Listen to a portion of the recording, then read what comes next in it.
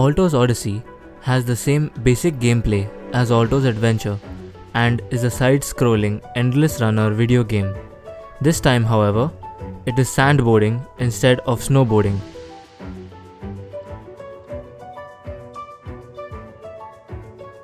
The controls of the game are also the same, that is, the player can tap the screen to jump and do tricks by tapping and holding down on the screen.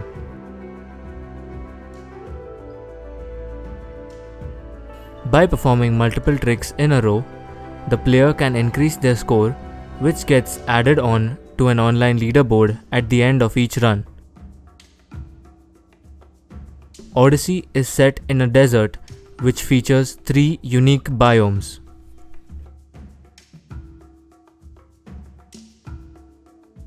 One of the areas is the Dunes biome. This biome features rolling hills and rocks for the player to avoid. The second is the Canyons biome. The new wall riding mechanic that allows the player to climb up the side of a canyon wall by holding down on the screen is featured in this biome. The final biome is the Temples biome, which has vines which the player can ride on and waterfalls that can speed up the character. The vines have a 2-second durability timer, and each vine breaks after 2 seconds spent riding them. The workshop has a few different items than the previous game. For example, later in the game, it is possible to unlock a compass which allows the player to travel between biomes for a fixed cost in coins. This game adds new features such as wall riding, water mechanics, tornadoes, falling platforms, a new power-up, and balloon bouncing, as well as features from the first game such as a day and night cycle, weather effects, and the wingsuit.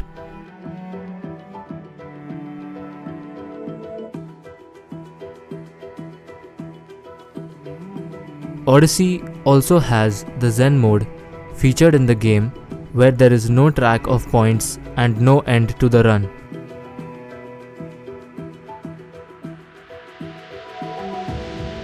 The game also retains the same character unlock system, where every 10 levels unlocks a new character. The 3 objectives that a player must achieve every level follow the same basic principle. However, due to the increase in the features, they are more diverse and interesting.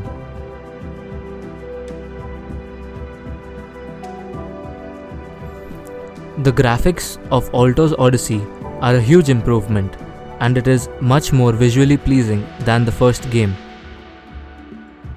Anyone who has played Alto's Adventure can feel the difference in gaming experience between the two games.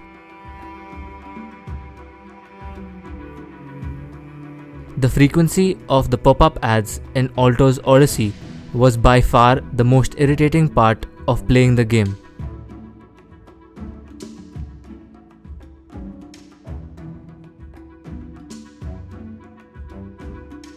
There definitely weren't nearly as many in the prequel, and this game has a 25-second non-skippable ad come up almost every 2 to 3 runs.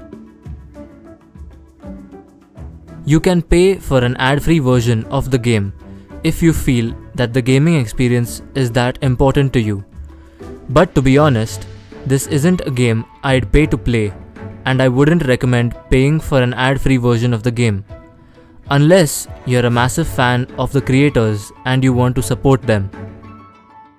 The music of the game is much better than the last one, but I have the same problem about it being repetitive. If I had to rate the game without the ads, then it would be an easy 9 out of 10. But because I have to take the ads into consideration, I'd give the game an 8.5 out of 10.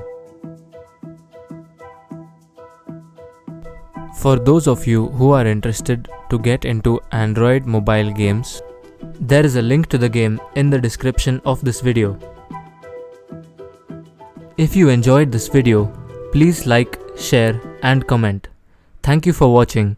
Stay tuned for next week's video.